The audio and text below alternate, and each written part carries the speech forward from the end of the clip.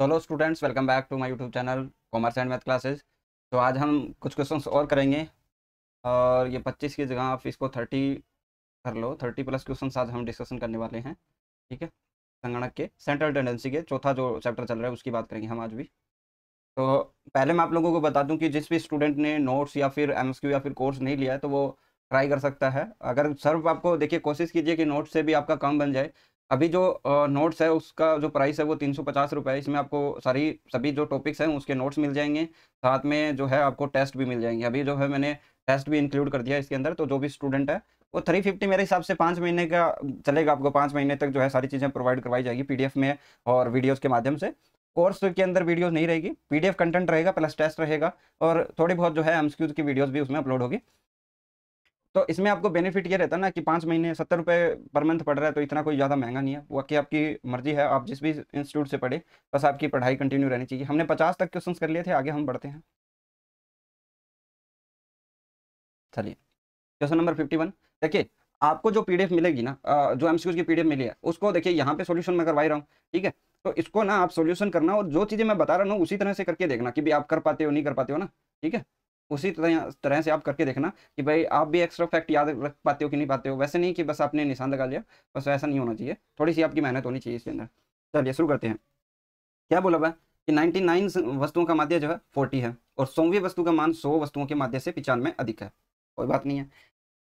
तो 100वीं वस्तु का मान क्या होगा, आप बताइए। सिग्मा एक्स क्या हो जाएगा? अगर पदों का योग पूछूं मैं, तो वैल्यूज है उनका योग क्या हो जाएगा? आप बोलोगे 99 × 40 हो जाएगा। तो ये कितना हो जाएगा भाई? ये आपका 3960 हो जाएगा। ठीक है, क्योंकि 100 × 40 करते हैं तो 4000 आता है, उसमें से 40 कम है तो 3960 आ गया। अब मानो कि 100वीं वस्तु जो है आपकी वो कितनी है? 100 है। ठीक है, 100वीं वस्तु का मान मैंने 100 मान लिया, तो टोटल कितना हुआ? 40,060। और टोटल वस्तुएं कितनी हुई? टोटल वस्तुएं कितनी होगी? 100। अगर हम समांतर माध्य निकालें तो आप कहोगे इसका जो है 40.60 आ जाएगा। अब ये जो बोल रहा है, ये बोल रहा है कि जो 100वीं वस्तुओं का माध्य है वो 95 अधिक है। तो 40.60 तो ये रहा, और 95 इसको अधिक कर दूं मैं, तो ये कितना हो जाएगा? 135.6 हो जाएगा। ठीक है, ये आपका आंसर हो जाएगा, डी ऑप्शन में दे रखा है। नेक्स्ट देखिए, 52 सप्ताहों के पहले 5 दिनों को कार्य करने के लिए एक व्यक्ति की औसत आय कितनी है? 35 रुपये प्रतिदिन। यदि वह व्यक्ति सप्ताह के छठे दिन तक कार्य करता है तो औसत आय जो है आपकी 40 प्रतिदिन हो जाती है। तो उसके छठे दिन क्या है? क्या आपने कहा कि 5 दिन तक काम करता है तो 35 है। ठीक है, तो 35 कितना? 150 और 25, 175 रुपये हो गया। और इसने छठे दिन की तो 40 होगी।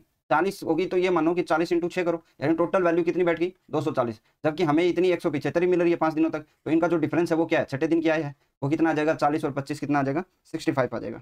और वो आपके ऑप्शन बी में दे रखा है। केंद्रीय प्रवृत्ति के निम्नलिखित मापों में से वर्गीकृत डेटा में खुले हुए वर्ग अंतरालों के साथ किसकी गणना नहीं की जा सकती? बढ़िया क्वेश्चन है, बहुत ही बढ़िया क्वेश्चन है।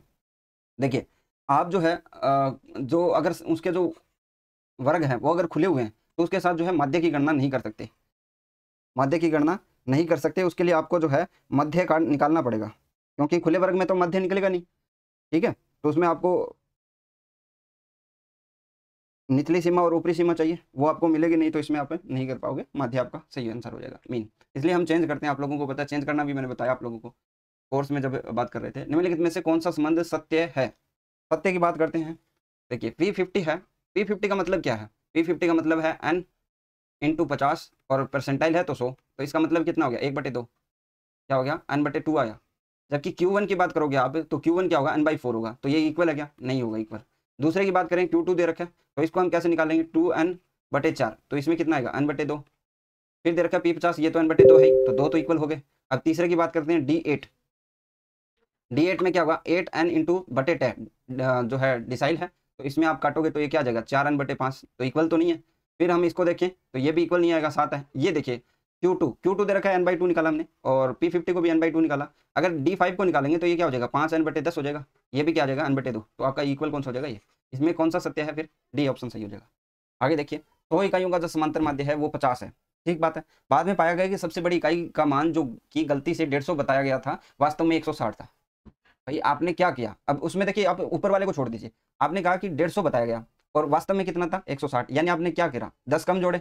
अब 10 कम जोड़े, उसका अगर समांतर माध्य में फर्क पड़ता वो कितना पड़ेगा? पदों, भाई हमारा जो पदों का योग है उसमें 10 का बढ़ जाता, और पदों की संख्या तो उतनी है 100, तो इसमें क्या पड़ता? 0.1 का फर्क पड़ता। वही 0.1 आप जोड़ दो, 50.1 हो जाएगा। ठीक है, और वैसे करोगे लंबे मेथड से तो ये करो, 100 × 50 टोटल पदों की वैल्यू निकालो, वो कितनी आ गई 5000। अब आपने जो जोड़ा था वो घटा दो, 150 जोड़ा था आपने, वो घटा दो, कितना बच गया 4850 बच गया। अब जो सही है वो जोड़ दो, सही है वो जोड़ दो, कितना आ गया 5010 आ गया। 5010 आपका जो है पदों का योग था एक्चुअल, और 100 पदों की संख्या थी, 50.1 आ गया। कोई भी विधि से करो, आना तो वो 10 का फर्क है ना, उसको डिवाइड करके। अगर माइनस भी होता ना, कि उसने बोला होता कि 160 जोड़ दिया और 160 जोड़ दिया और 150 जोड़ना था, तो माइनस का 10 आता, और माइनस का 10/100 होता, तो माइनस का 0.01 आता। ठीक है, उसको हमें घटाना होता, बस इतना ही फर्क है, बाकी इससे आराम से हो जाएगा। माध्यिका के संबंध में कौन सा कथन सत्य है? माध्यिका की बात कर रहा है।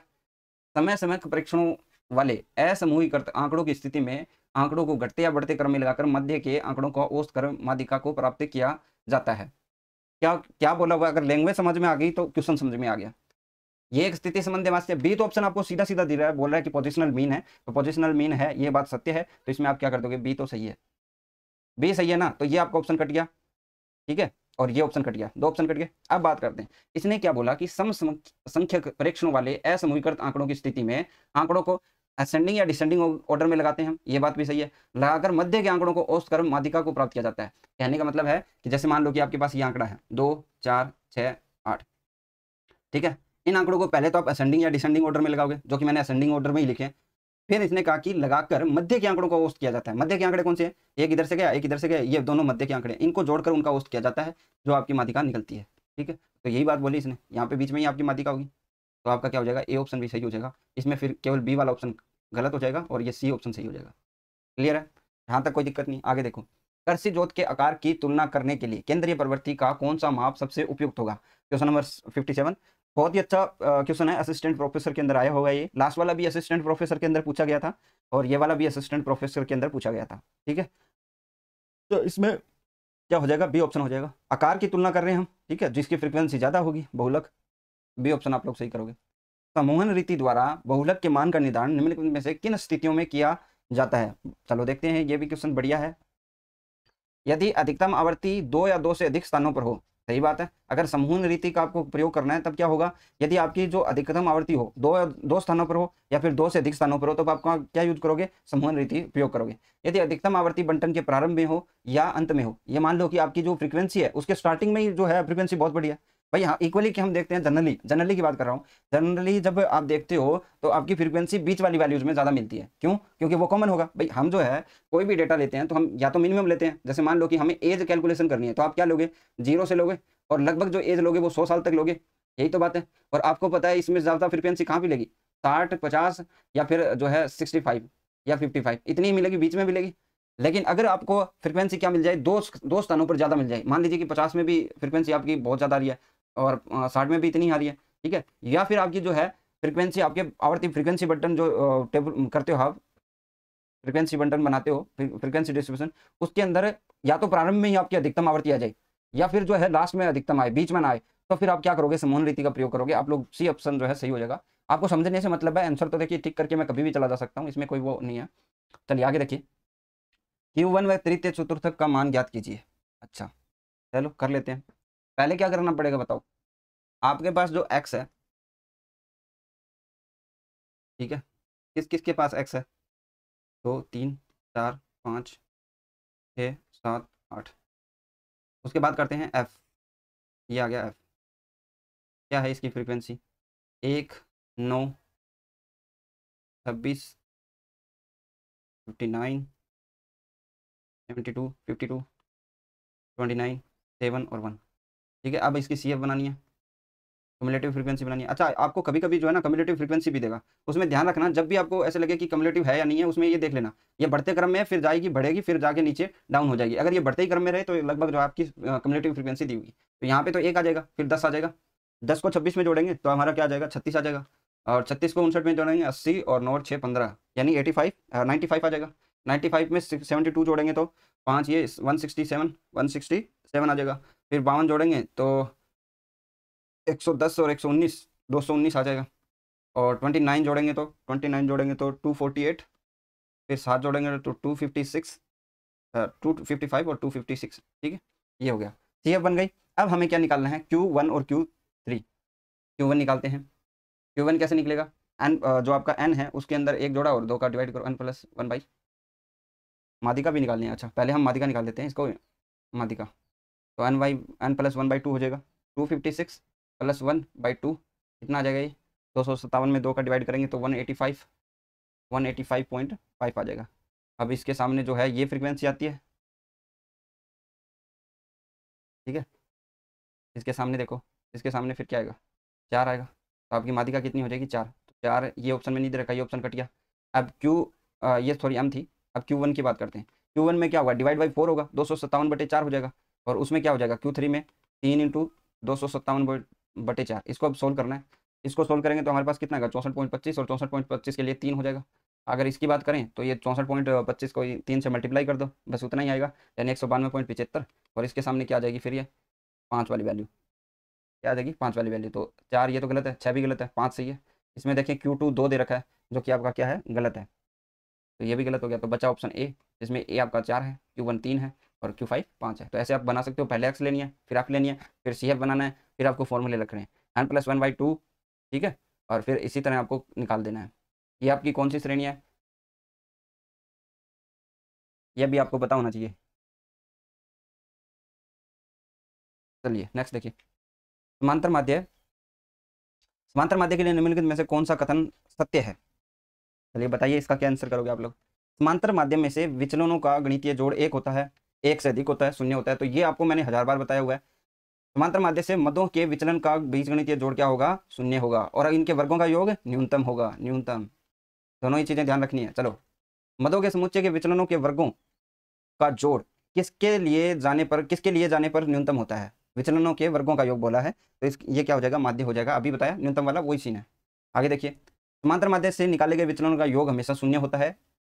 ठीक बात, सही बोला इसने। एक फर्म में पुरुष कार्मिकों का जो औसत वेतन है 520 है, महिला कार्मिकों का 420 है, सभी का 500 है। तो इसके लिए मैंने एक फॉर्मूला बताया था आपको शायद, है ना, रेशियो एंड प्रोपोर्शन का। 520 है, ये किसका है, पुरुष का, और 420 किसका है, महिला का। ठीक है, अनुपात निकालना है, और दोनों का कितना है, 500 का। यहाँ से कितना बच गया, 80 बच गया, और इधर से निकाला 20, तो 4:1 हो जाएगी। ठीक है, सिंपल सा है मैथड ये। रेशियो एंड प्रोपोर्शन में कराऊंगा आपको मैथ में, इसमें बहुत सारे क्वेश्चन कराऊंगा, तो ऐसे क्वेश्चन आराम से हो जाएंगे। भारत में कृषि संख्यांकी प्रकाशन के लिए समंक कहलाएंगे। ये बहुत ही सिंपल क्वेश्चन है, संख्यांकी से लिए हुए समंक। तो भारत में कृषि संख्यांकी ने पहले ही आपको दे दिया है डेटा, उसको आप यूज कर रहे हो, तो आपके लिए ये द्वितीय समंक हो जाएंगे। निम्नलिखित में से वक्तव्यों में से कौन सा वक्तव्य सही है। वर्गीकरण को सारणीयन के बाद करते हैं, वर्गीकरण को नहीं, वर्गीकरण पहले होता है। वर्गीकरण क्या होता है, पहले होता है, उसके बाद सारणीयन होता है। वर्गीकरण को सारणीयन से पहले करते हैं, तो ये आपका सही हो गया, 64B आंसर सही। नेक्स्ट देखिए, विचलनों के वर्गों का योग न्यूनतम होता है जब विचलन लिए जाते हैं शून्य से, माध्यिका से, बहुलक से, माध्य से। तो इसका तो आंसर आपको पता ही है, माध्य से होंगे, ये ऑप्शन सही हो जाएगा। निम्नलिखित में से कौन सा माध्यिका को दर्शाता है, प्रथम चतुर्थक नहीं, Q1 तो आपका नहीं दर्शाता। 50वां शतमक P50, 25वां है ये, 25वां, ठीक है। P25 नहीं दर्शाता, ये भी नहीं दर्शाता। तृतीय चतुर्थक नहीं दर्शाता। ये 50वां जो P50 है ना, ये दर्शाता है। क्यों, देखिए, अगर हम n/2 करते हैं तो ये क्या है, आपकी माध्यिका है, सीधी सी बात है। P50 करते हैं, P50 करते हैं, उसका क्या होगा, 50 n/100, यही तो होता है। और इसको काटोगे तो n/2 आएगा। ये आप दोनों चीज़ें ध्यान रखिए। दो दुकानों में विभिन्न मापों के कमीजों की औसत बिक्री की तुलना करने के लिए कौन सी जो माप है वो सबसे उपयुक्त है। बढ़िया क्वेश्चन है। ऐसे क्वेश्चन अप्लाइड होते हैं, ये रिसर्च असिस्टेंट में पूछा गया था एक बार। ठीक है, तो कमीजों की औसत बिक्री के लिए, बिक्री और मैन्युफैक्चरिंग, ये फैशन, इनसे संबंधित मैंने क्या बताया था, बहुलक बताया था आप लोगों को, याद हो तो डी ऑप्शन सही करोगे। 5 संख्याओं को x1, x2, x5 का गुणोत्तर माध्य क्या होगा। तो इसका तो है, यही हो जाएगा, 5 है ना, 5 टाइम, तो ये 5 आएगा यहाँ पे। फिर x1, इसका मल्टीप्लाई होगा x2 से, x3 से, फिर x4 से, फिर x5 से, यही होगा इसका फॉर्मूला। अगर इसको इस तरह ना देकर इस तरह भी दे सकता है, ये भी ध्यान रखना आपको, x1 into x2 into x3 into x4 into x5, 1/5। ठीक है, घात को ऐसे लिख सकते हैं, ध्यान रखना, क्योंकि वहाँ पे उलझा सकता है आपको, तो इसलिए मैं पहले ही बता देता हूँ।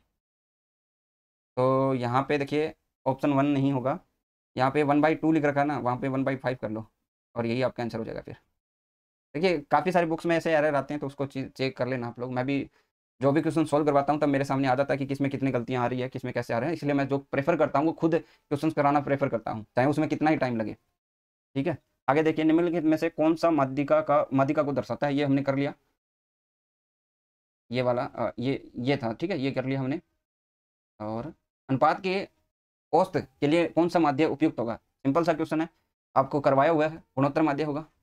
देखिए जब आप कोर्स कर चुके हो, अगर आपने कहाँ से किया है कोर्स ये मुझे नहीं पता, लेकिन कोर्स कर चुके हो तो ये क्वेश्चंस आपके आए होंगे सामने। अदरवाइज तो आप लोग मेरे नोट्स पढ़े होंगे चैप्टर 4 के, तो भी आपको ये क्वेश्चंस आपके सामने आए होंगे, ठीक है, क्योंकि ये मेरे क्वेश्चंस उसी में से है जो आपको चैप्टर करा रखे हैं। निम्नलिखित में से कौन सा प्रतिचयन उच्चावचों में कम से कम प्रभावित होता है, यानी आपके फ्लैक्चुएशन किस में ज़्यादा होती है, किस में कम होती है, इस बारे में बात करें। बताइए इसमें आपको क्या क्या ऑप्शन दिया हुआ, माध्य दिया हुआ है और बहुलक, माध्यिका, हरात्मक माध्य। पहले हम माध्य की बात करते हैं, हालांकि इसका आंसर तो माध्य ही है, रिसर्च असिस्टेंट के अंदर आया हुआ क्वेश्चन है ये 2016 के अंदर। देखिए माध्य गणितीय माध्यम का सबसे सरल एवं लोकप्रिय है, ये आप मानते हो, ठीक है, इसके मूल्यों को समान महत्व देते हैं, फिर जो है इसमें सबसे कम फ्लैक्चुएशन आपको देखने को मिलेगा, ठीक है, ये न्यूनतम प्रभावित होता है। आगे देखिए, तीन संख्याओं को 40, 50 एवं x का गुणोत्तर माध्य 10 है। चलो कर लेते हैं इसको, 40 इंटू 50 इंटू एक्स, यही तो वैल्यू है। अब यहाँ पे तीन संख्याएं हैं तो इसको क्यूब रूट करना पड़ेगा, बराबर 10 है। अब ये क्यूब रूट है, इसको हटाएंगे तो ये क्या हो जाएगा, क्यूब में चला जाएगा। 10 की क्यूब कितनी होगी, 1000 होगी, बराबर क्या हो जाएगा, 40 इंटू 50 करेंगे, ये किसके बराबर आ जाएगा, 2000 के बराबर आ जाएगा, ठीक है, 2000 के बराबर आ जाएगा, इंटू एक्स हो जाएगा। अब जो एक्स यहीं पे रख लेंगे और 1000/2000 हो जाएगा, ये इधर भाग में चला जाएगा, तो जीरो से जो घटा है 1/2 आ जाएगा, ये ऑप्शन आपका सही होगा। तो विद्यार्थियों के अंकों का माध्य 40 है। यदि बाद में पता चला कि 53 की गलती से 83 पढ़ लिया गया, 53 को कितना पढ़ लिया, 83 पढ़ लिया, यानी कितना अधिक पढ़ लिया, 30 पढ़ लिया, तो की बात करें तो आपने 0.3 जो है माध्य गलत प्रिडिक्ट किया है, उसको हमें क्या करना पड़ेगा, यहाँ पे आपने गलती की है और उसमें क्या कर दिया, ज़्यादा पढ़ा है, तो आपको कम करना पड़ेगा। तो 40 में से 40 0 पॉइंट आप ये घटा दो, ठीक है, तो ये क्या जाए 39.70 हो जाएगा, डी ऑप्शन आप लोग सही कर दो। ओजाई वक्रों के प्रतिच्छेद बिंदु मिलते हैं। ओजाई वक्र क्या है, आपको बताया था, तोरण, याद होगा, जिसको हम बिंदी आरेख से दर्शाते हैं, तोरण, ठीक है, तो एक यहाँ पे मिलेगा आपको, माध्यिका से मिलेगा, ठीक है, प्रतिच्छेद बिंदुओं से मिलता है माध्यिका से, क्योंकि ये स्थिति माध्य होता है, आपको पता है, सेंटर पॉइंट में। चलिए आगे देखिए। अच्छा एक एक चीज़ और बता दूं मैं इसमें आपको, कि माध्यिका और बहुलक है, माध्यिका और बहुलक,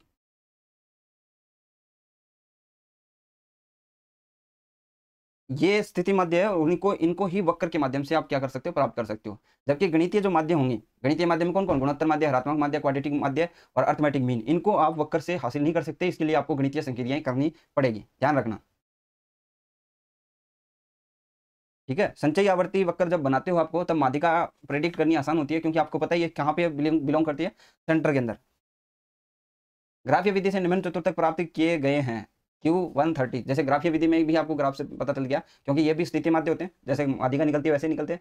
Q130, Q2 है 38 है, Q3 आपका 70 है, तो इनका चतुर्थक विचलन क्या होगा, चतुर्थक विचलन का फॉर्मूला क्या होता है, Q3 माइनस Q, यहाँ पे लिख देता हूँ, Q3 माइनस Q1/2, ठीक है, तो यहाँ पे क्या है, 40 आ गया, 40/2 कितना हो जाएगा, 20 हो जाएगा।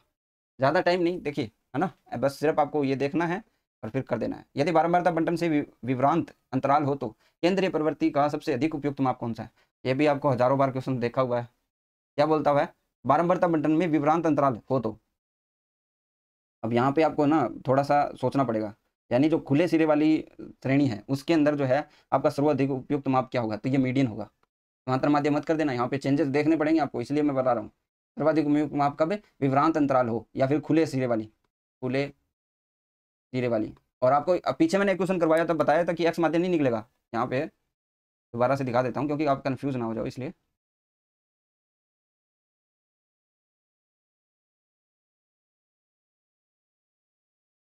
देखिए यहाँ पे मैंने बात करी थी कि केंद्रीय प्रवृत्ति के निम्नलिखित मापों में से एक वर्गीकृत डेटा में खुले हुए वर्ग अंतरालों के साथ किसकी गणना नहीं की जा सकती थी, जब मैंने बताया था माध्य, ठीक है, आप कंफ्यूज नहीं होंगे, और दोनों ही चीज़ों को साथ लेके अपने जो जो भी आपने पढ़ा उसको रिलेट करते हुए चलेंगे। यहाँ पे जो है सेम क्वेश्चन पूछा हुआ है कि यदि बारंबारता बंटन में विभ्रांत अंतराल हो तो, ठीक है, या विभ्रांत अंतराल का मतलब क्या, आवर्ती खुले सिरे वाली हो तो सर्वाधिक उपयुक्त माप कौन सा होगा। सभी स्टूडेंट इसमें समांतर माध्य करके आते, जबकि इसका आंसर क्या होगा, माध्यिका होगा।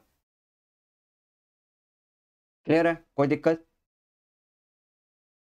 ठीक है। खुले सिरे वाले में जो होता है ना, प्रारंभ की जो निचली सीमा होती है और अंतिम की जो ऊपरी सीमा होती है, उसका कोई मान निश्चित नहीं होता, उसके लिए उसको खुले सिरे वाली बोलते हैं, ठीक है। आगे चलते हैं, मेरे हिसाब से यहाँ डाउट मैं क्लियर कर रहा हूँ। यदि दो अंकों का एक्स और वाई का हरात्मक माध्य 6 है और यदि एक्स 4 है तो वाई क्या होगा, बहुत ही सिंपल है। क्या बोला मैंने, यहाँ पे हरात्मक माध्य रेसिप्रोकल से निकलता है, तो एक्स सॉरी यहाँ पे अगर एच एम निकालें, एच एम बराबर क्या होगा आपका n/1/x, यानी जो भी आपका नंबर है प्लस 1/y हो जाएगा, जहाँ पे एक्स वाई दिया हुआ है हमें, एच एम बराबर 6 दिया हुआ है, एन आपका 2 हो गया, 1x क्या है 1/4 प्लस 1/y हो जाएगा, यही तो बात है। कोई दिक्कत है यहाँ पे नहीं है, ठीक है। अब ये जो है डिवाइड में इधर जाएगा तो क्या हो जाएगा, मल्टीप्लाई में हो जाएगा। और ये 6 जो है, जैसे मान लीजिए इसको मल्टीप्लाई करते हैं पहले, 1/4 प्लस 1/y इंटू 6 हो गया, बराबर 2 हो गया।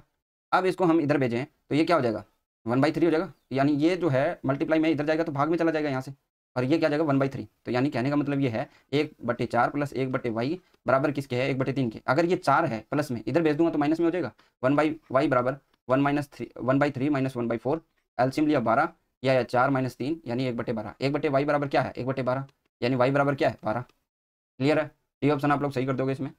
ये 77 नंबर क्वेश्चन देखते हैं। चलिए क्या बोलता है, दो संख्याओं का ए तथा बी का मध्य समान है और उनके प्रसरण गुणांक क्रम से क्या है, 44.8 है और 56 है। ठीक बात है। तो हमें पता है कि सी बी बराबर क्या होता है, स्टैंडर्ड डेविएशन बटे एक्स बार और इंटू 100। अगर हमें दोनों का अनुपात निकालना है तो नीचे भी दूसरे का लिखना पड़ेगा, एक्स बार इंटू 100। यही तो है। अगर इसमें से ये देखें तो 0 से 0 कट जाएगा, 0 से 0 कट जाएगा, एक्स बार से एक्स बार कट जाएगा, यानी 44.8 बटे क्या हो जाएगा, 56 हो जाएगा, 56.0। अगर इसका हम पॉइंट हटाते हैं तो ये क्या बन जाएगा, 448 बटे 560 बन जाएगा। अब इसको काट दो, ये 4 से काटेंगे तो 112, और 4 14 2 56, 140, तो 40 14 से काटें तो 10, और ये कितना आ जाएगा, 7 से काटें 20 से काटें तो भी हो जाएगा क्या, 112 बटे 140 आया हमारा, 14 7 112 होता है, 7 बटे 10, 14 8 होता है। ठीक है, तो ये 4 बटे 5, ये आपका आंसर हो जाएगा। बी ऑप्शन आप सही करोगे, 4 बटे 5। नेक्स्ट देखो, नेक्स्ट क्या बोलता है, आंकड़ों के समूह के लिए निम्न में से कौन सा कथ्य सत्य है, कौन सा कथन जो है वो सत्य है। यहाँ पे भी आपका अच्छा क्वेश्चन है ये भी। इसमें अंकगणितीय बड़ा होता है, फिर समांतर माध्य, गुणोत्तर माध्य, फिर आत्मक माध्य। तो सही दे रखा है, पहला ऑप्शन ही सही दे रखा है आपका। तो यहाँ पे क्या हो जाएगा, ए ऑप्शन आपका सही हो जाएगा। नेक्स्ट देखिए, एक आंकड़ों के समूह का मध्य व प्रसरण, अच्छा 25/10 दिए हुए, आंकड़ों को 5 से गुणा कर दिया जाए तो नए मध्य और प्रसरण क्या होंगे। अच्छा गुणा किया है, गुणा किया तो आपको पता है कि ये प्रभावित होगा, समांतर माध्य तो 125 हो जाएगा, तो ये ऑप्शन कट गया और ये ऑप्शन कट गया, 125 तो दे रखा है। और ये इसको 5 से मल्टीप्लाई करेंगे तो ये स्क्वायर से मल्टीप्लाई होगा, किससे होगा, स्क्वायर से मल्टीप्लाई होगा, क्योंकि हम क्या करते हैं, स्टैंडर्ड डेविएशन की स्क्वायर करके निकालते हैं, और इसमें स्टैंडर्ड डेविएशन पे गुणा भाग। अच्छा एक चीज़ और बता दूं, इसमें गुणा दिया हुआ है, याद कीजिए वो टेबल जो मैंने आपको बताई थी, ओ पहले आता है या एस पहले आता है, ओ पहले आता है, एस बाद में आते हैं, प्लस माइनस होता है और गुणा भाग होता है। मैंने बताया कि यहाँ पे आपका समांतर माध्य है, एम है माध्यिका, जेड है बहुलक और स्टैंडर्ड डेविएशन है। फिर मैंने बात करी कि इसमें से कौन प्रभावित होगा और कौन नहीं होगा। ये होता है, ये भी होता है, माध्यिका दोनों से होती है, जेड भी दोनों से होता है, लेकिन ये ओरिजिन से नहीं होता, मूलांक से नहीं होता ये, ठीक है, पैमाने से होता है, पैमाने से, ठीक है, ये होता है। इसलिए आपको यहाँ पे गुणा दिया हुआ है, इसलिए स्टैंडर्ड डेविएशन क्या होगा, चेंज होगा 5 से। और जो वेरिएंस होता है वो क्या होता है, स्टैंडर्ड डेविएशन की स्क्वायर होती है, तो इसकी स्क्वायर से मल्टीप्लाई होगा, ये 25 हो जाएगा, 25 इंटू 10 250 हो जाएगा। ध्यान रखना, ये बहुत इंपॉर्टेंट क्वेश्चन था वैसे। चलिए, निम्नलिखित में से कौन सा मापांक श्रृंखला के सभी मानों पर आधारित होता है। ये सबको पता है, किससे कौन सा जो है आधारित होता है, डी, क्योंकि ये समांतर माध्य से निकलता है। एक मध्यम दर्ज के विस्मित आवंटन के लिए निम्नलिखित में से कौन सा संबंध सही है। ये भी बढ़िया क्वेश्चन है। जेड बराबर क्या होता है भाई, 3m - 2x बार होता है, ये सबको पता है। इससे क्या हो जाएगा, देखिए माध्य बहुलक 3 माध्यिका हो जाएगा, ठीक है, माध्य माइनस बहुलक हो जाएगा, माध्य माइनस बहुलक, यानी x बार माइनस जेड बराबर क्या हो जाएगा, 3m हो जाएगा। ये भी आपको ध्यान रखना है। बाकी देखिए मैं फॉर्मूले वगैरह अलग अलग करवाता रहूँगा आपको, उसमें कोई दिक्कत वाली बात नहीं है, क्योंकि देखिए यहाँ पे आपको क्या दे रखा है, जेड, यहाँ पे माइनस के निशान लगा दीजिए, कन्फ्यूजन होगा आपका। 3 - m बटे माइनस जेड होता है, एक्स बार होता है, क्योंकि एक एक्स बार तो यहाँ पे रह गया माइनस का, और एक एक्स बार क्या आ गया, ये यहाँ पे आ गया, ये प्लस का बन गया। बाकी जो फॉर्मूले मैंने बताए हैं कोर्स के अंदर उस तरह आप कर लेना। ज्योमितिक मितिक माध्य के लिए कौन सा कथन सत्य है। यह श्रेणी के सुदूर मानों से बहुत कम प्रभावित होता है, सत्य नहीं है पूछा है, तो ये तो सत्य है। समुच्चय के किसी अवयव मान को शून्य हो तो ज्योमितिक माध्य की गणना नहीं की जा सकती, ये भी नहीं मैंने आपको बताया हुआ है। ये उपचाओं की अन्य बीजगणितीय विवेचन के लिए उपयुक्त नहीं है, ये बात सत्य नहीं है, ठीक है। समकों पर आधारित है, समुच्चय के सभी समकों पर आधारित है, ये बात भी सही है, ये आपका गलत है, सी ऑप्शन, ठीक है। तो ये थी अपडेट्स, और हमने लगभग 32 क्वेश्चन किए हैं, और आप लोगों को जो है इससे कुछ यूजफुल जानकारी मिली होगी।